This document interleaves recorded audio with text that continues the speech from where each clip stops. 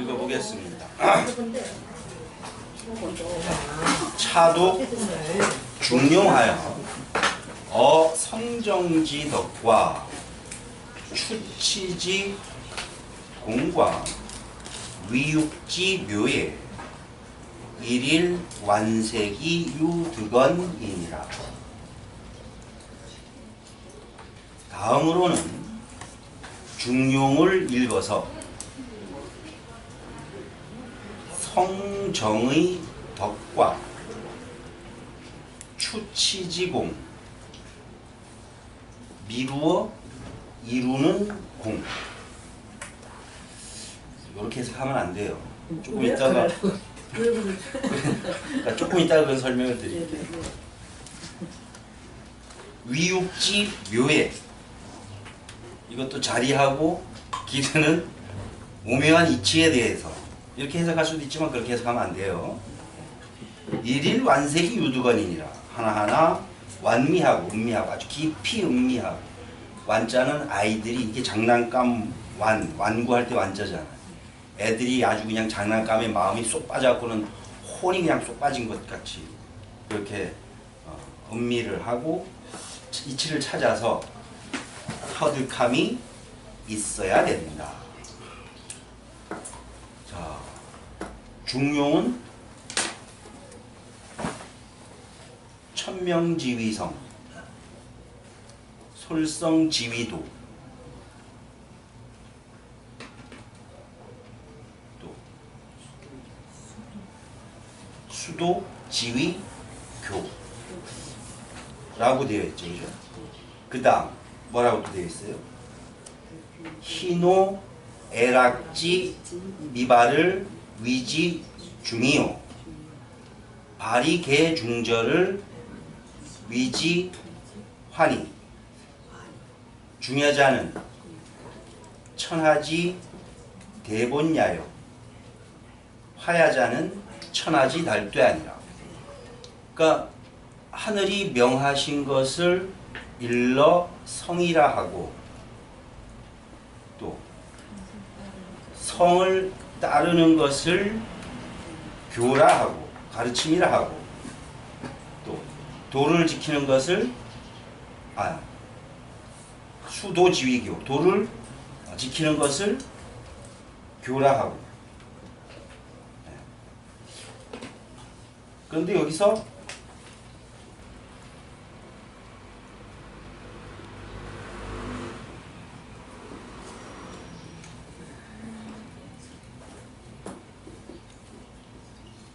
천명지위성이라고 하는데 일반적으로 모든 해석은 주자부터 우리 다른 선조들까지도 하늘이 명하신 것을 성이라 한다 이렇게 해석을 하는데, 성리학적으로는 천명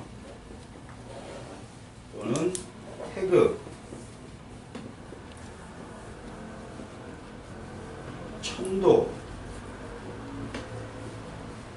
어떨 때 그냥 도라고 쓰기도 하고 또는 천덕이라고도 하고,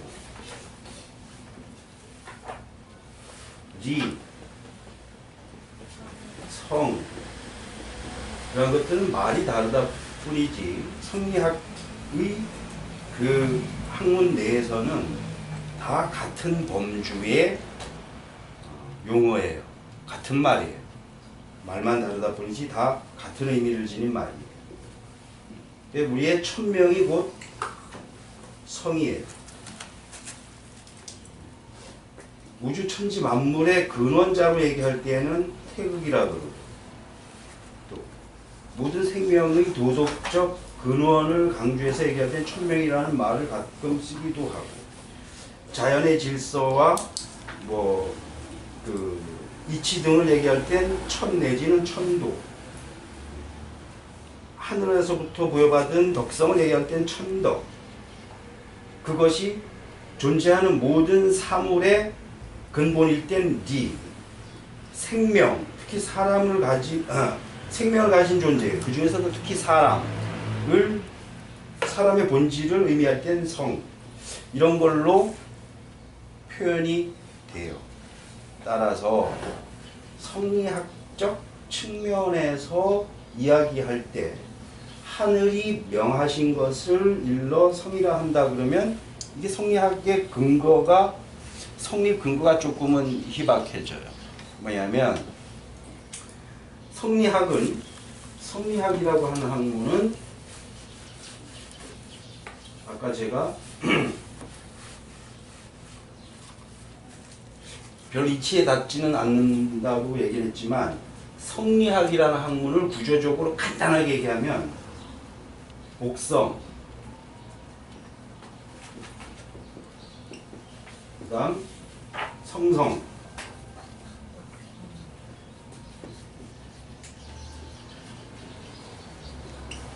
그 다음 천인 합의를 이루는 학문이에요. 자기 본성을 회복해서 성인의 경지를 이루고 하늘과 사람이 하나가 되는 경지를 이루는 학문이 성리학이에요. 그런데 이때 천은 천인 합의를 천은 천명이기도 하고 태극이기도 하고 아까 얘기했던 천도이기도 하고 뭐 이치이기도 하고 그런 거죠. 그리고 이때 또 성리학에서 얘기하는 천이라고 하는 것은 저 위에 있는 하늘만 의미하는 것이 아니라 이 세상에 존재하는 모든 것을 다 천이라고 해요. 그래서 이 세상에 존재하는 모든 것들은 다 사람과 한 몸과 같은 존재다. 근데 그것을 어떤 측면에서? 본질적인 측면에서. 우리는 이런 말을 성리학 이외에서는 별로 잘 하지 않기 때문에 쉽게 와서 닿지 않을지 몰라도 불가의 사람들은 다 뭔 말인지 바로 이해할 거예요. 그죠? 불가에서는 일체 만물 개요 불성. 이 세상에 존재하는 모든 것들은 다 불성을 지니고 있어요. 그렇기 때문에 우수마발 삼라만상이 다 뭐예요? 부처야. 발의 체인은 돌멩이도 부처고, 그죠? 이것도 부처고, 이것도 부처예요. 나도 부처고, 여러분도 부처고. 나와 여러분들이 다 각각 별개의 독립된 인격체로 따로 떨어져 있지만 부처라는 측면에서는 어때요? 똑같죠. 우리 모두가 다 부처니까. 그 말이랑 이 말이랑 똑같은 말이에요. 본질적인 측면에서는 다 한 몸과 같은 존재죠. 따라서 삼위일체를 얘기하잖아. 그죠? 내가 이렇게 떠들고 있지만 내가 나에게끔 하는 내 안에 그 주제자가 있죠. 내 안에 계신 그 주제자를 뭐라 그래요? 교회에선? 그렇죠. 내 안에도 하늘이 있는 거예요. 이 껍데기 다 벗겨내고 나면 오로지 뭐만 남아요? 하나님만 남죠. 이 하나님과 저 하나님이 같을까 다를까? 같죠? 그죠? 여러분들에게도 그 하나님이 있을까 없을까? 있죠? 그 하늘과 저 위의 하늘이 같을까 다를까? 같죠? 내 안에 있는 하늘과 여러분들의 안에 있는 하늘과 저 위에 있는 하늘이 같아요. 있는 자리가 다르다 뿐이지 삼위 있는 자리가 다르다 뿐이지 한 몸과 같은 존재가 삼위일체잖아요. 그죠? 이건 뭐 유불도 뭐 할 것 없이 다 똑같은 이론이에요. 그런데 그러면 내가 곧 뭐예요? 하늘이잖아. 그죠? 이거 썩어 무너질 똥자루고 진짜 알맹이는 하늘이잖아. 여러분들도 하늘인 거고. 그러니까 다 모두가 하나가 되는 거잖아. 그런데 하늘이 명한 것이 나의 본성이다 그러면 나의 본성은 하늘의 명령이지 나의 본성이 하늘이 아닌 거야. 그럼 하늘의 명령이 되어 내가 찾은 것은 하늘이 나한테 명해준 것을 찾아봤자 그것은 내가 하늘이 돼야 안 돼요. 하늘이 아닌 거야. 그때는 하늘의 명령이 되는 거고 되어버리는. 그런 이제 차이가 좀 있긴 있는데 어찌됐든 그렇게 이야기를 합니다. 그러니까 언해본에도 그렇고 주자의 해석도 그렇고 천명지위성을 해석할 때는 하늘이 명하신 것을 성리라 그런다. 그런데 문법적으로 볼 때 천명 지 위 성 이렇게 쓰면 이것은 목적어가 되고 서술어가 되고 타동사, 그리고 요거는 목적 보호가 되는 거예요. 원래는 위,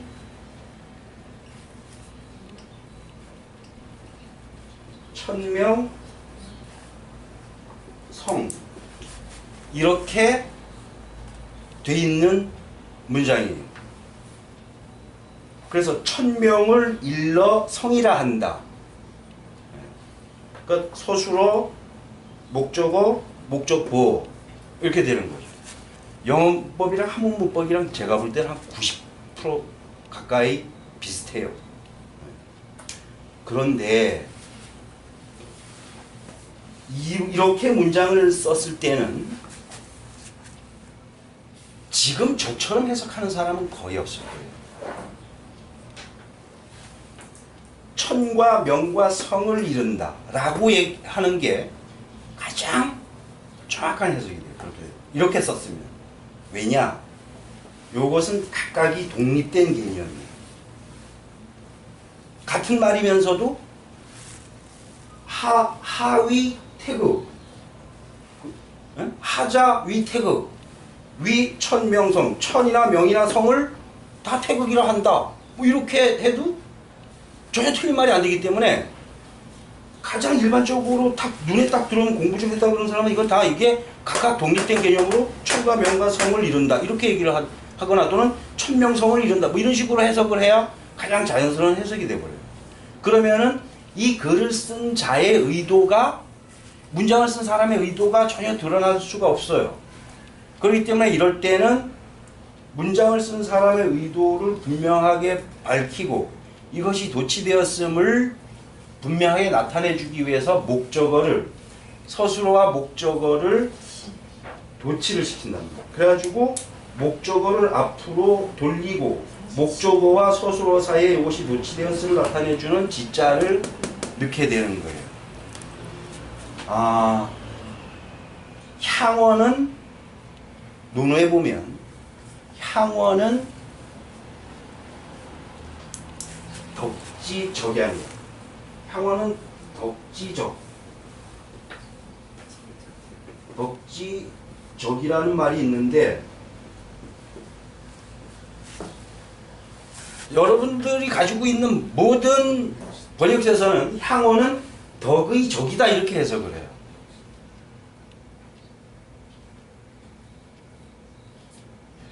그 다음 문장이 도청이 도설이면, 길에서 듣고 길에서 말해버리면 도지기하라.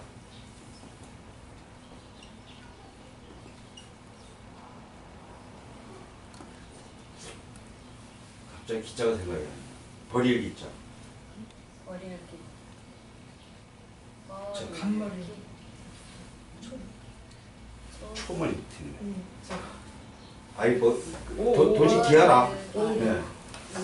근데 이것을 덕의 적이다 이렇게 해석하고 도지기하라 이렇게 됐는데 덕의 적이다.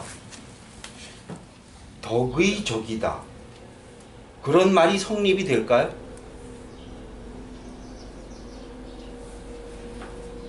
덕의 적이다. 예수의 적이 있을까? 부처의 적이 있을까? 하나님의 적이 있을까? 인자에게 적이 있을까? 인자무적이라고 그러잖아. 적이 있으면 인자일 수 있을까? 원수를 사랑하는 게 좋을까? 사랑할 원수가 없는 게 좋을까? 사랑하는 원수가 없는. 예, 덕이 있는 사람이 적이 있다 이러면은 그 사람은 덕이 없는 사람이죠. 덕이 없으니까 적을 만들어 놓고 있지. 그죠? 거기 있으니까 좀. 그러니까 덕지기는 도지기는 기도. 이거는 해석이 길에서 듣고 길에서 말하면 도를 버리는 것이다 이렇게 해석을 한단 말이에요. 누구나 다. 그것처럼 향원은 덕을 해친다. 적 그리스도라는 말은 그리스도의 적이라는 얘기가 아니라 그리스도를 해치는 자, 해하는 자들이 적그리스도란 얘기예요.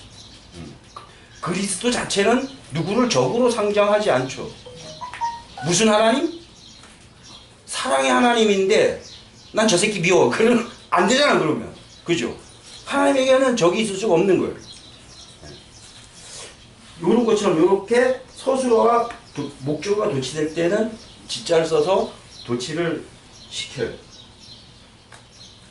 요런 차이도 잘 감안을 해서 봐야 나중에 성리학적 문장을 볼 때 자기 생각을 잘 정리해서 이해할 수가 있습니다. 그래서 축치지공 미루어 이루는 공이라 함은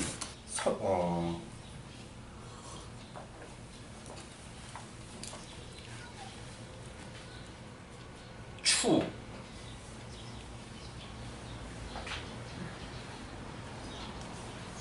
자, 정이라고 하는 것은 우리가 조금 전에 희노애락지 미반을 위지 중요 위지 중요 그랬을 때 이 희노애락이 바로 정이에요. 일반적으로 정은 그럼 우리는 칠정을 얘기하죠. 희노애구 애오요. 그런데 그냥 대표적으로 중용책에서는 희노애락 네 가지만을 얘기했는데 바로 우리의 성이라고 하는 것은 천명으로서 내 안에 존재하고 있는 성은 그것을 직접적으로 깨달아 앓을 수가 없어요. 그래서 어떻게 해야 된다고 그랬죠? 지난 시간에 대학을 읽을 때는 대학에 제일 처음에 해야 될 일이 뭐예요? 자, 지난 시간에 제가 말씀드렸죠. 우리는 내 얼굴로도 내 눈을 볼 수 없으니까 무엇을 통해서 내 얼굴을 알아요? 거울을 통해서 내 얼굴을 알듯이 나에게 들어있는 똑같은 본성과 같은 이치가 있는 사물에 다가가서 그 사물에 내재되어 있는 본성을 파악해가지고 나의 본성을 어떻게 해요? 미루어서 아는 거예요. 그러니까 격일물 하나하나 사물에 다가가서 그 사물에 내재되어 있는 이치를 하나하나 따져나가는 거예요. 그런데 자, 나한테 있는 본성과 여러분들에게 있는 본성이 똑같으니까 천인합의를 이룰 수가 있는데, 그런데 그것을 불교에서처럼 직지인심 견성성불해서 알 수 있다면 아주 좋은 방법인데 유학에서는 그 방법을 그닥 썩 선호하진 않아요. 그리고 우리가 맹자에서도 보면은 무슨 이유는 성인으로 썼던 사람이고 공자는 성지 시중야 성인 중에 시중인 분이시다 이런 식으로 성인을 또 여러 이 종류로다가 나누기도 하잖아요.